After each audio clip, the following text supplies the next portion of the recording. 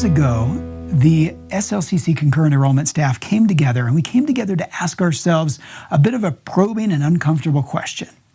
And the question was, is what we're doing, is it just another entitlement program, or is there something unique about concurrent enrollment? Is all we're doing providing cheap college credit to the top academic performing students so that their parents who went to college and the grandparents who went to college and so on can save some money and the student can save some time on college? I mean, is that really all we're about? Are we just another early college program, or is there something that can be that's more meaningful about concurrent enrollment that can drive us and get us passionate about what we're doing here? As we looked at that, as we started to dig a little bit deeper and looked at some research, we discovered some research that was done by the Community College Research Center at Columbia University. And that research showed that students who participate in concurrent enrollment, if you take two students, they have the same GPA, same demographics, only one participated in concurrent enrollment and one did not, the student who participated in concurrent enrollment is more likely to persist and complete than the student who did not. We performed that same research at Salt Lake Community College, and we found the same thing. We found that students who participated in concurrent enrollment were 10% more likely to persist and 13% more likely to complete a degree. And that was without us doing anything intentional. That was just the program itself running and doing its thing. So we started to think, so if then we were to be intentional about whatever it is within concurrent enrollment that helps these students to identify as college students, that helps them to develop the skills that they need so when they transition as adults, they're able to hit those challenges and obstacles and say, I know how to do this, like I did it in my concurrent enrollment class. I know how to advocate for myself, like I know how to study, I know how to pace my time, I know what I have to do if I start to struggle.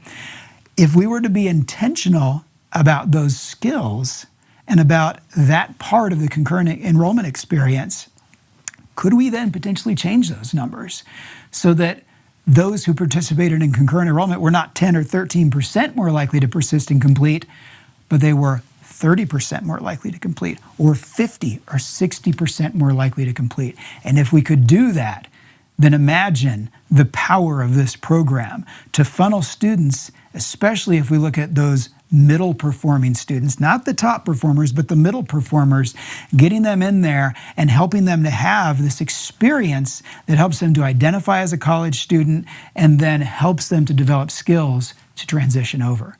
So I thought that's something that we can get on board with.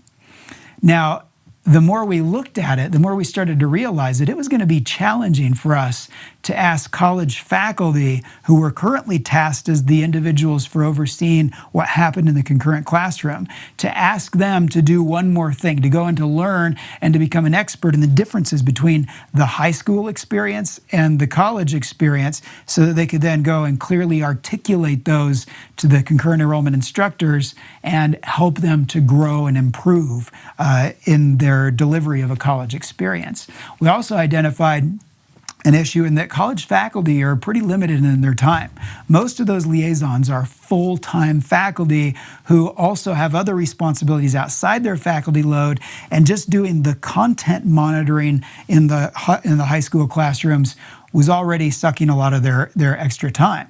So if we asked them to do this other thing, they were going to have a difficult time managing that. And one of the issues that we ran into is that they're already overloaded. So when instructors reach out for help and support, sometimes they respond and sometimes they don't. So how can we create a liaison model and a support system that gives the instructors the expertise they need to help develop the content, to help develop the college experience portion, and they have a resource they can go to whenever they need anything, any kind of support, any questions, they've got an individual they can reach out to.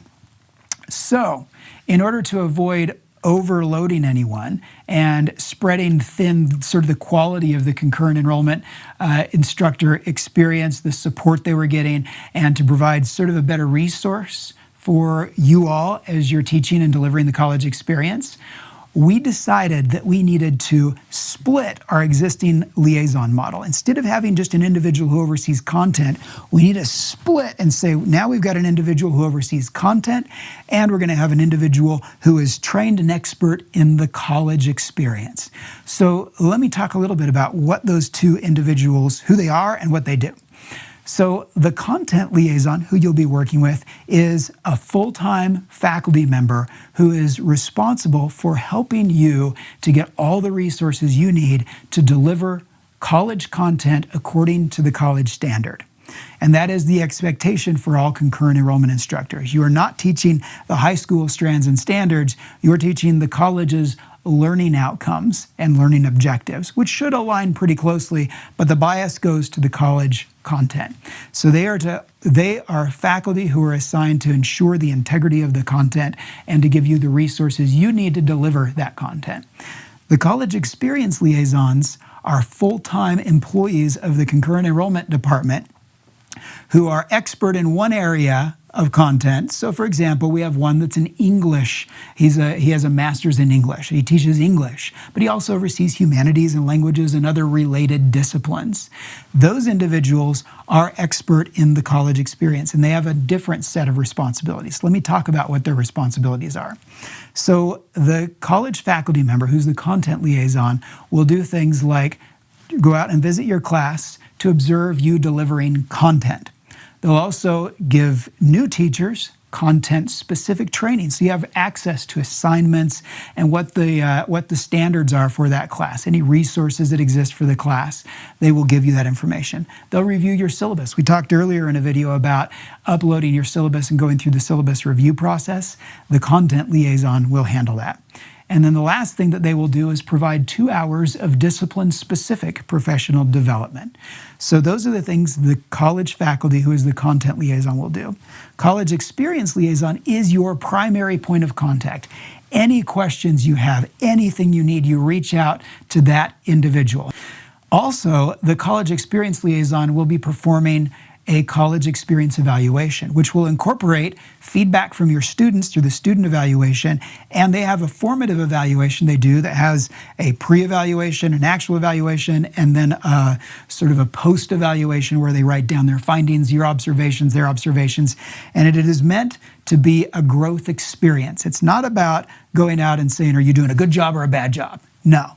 It's there to help you to grow. So the way this evaluation works is if they come to your class and let's say, you know, it was a lousy day because last night you were up till like midnight at the hospital because some emergency came up, or your students were just totally on one that day.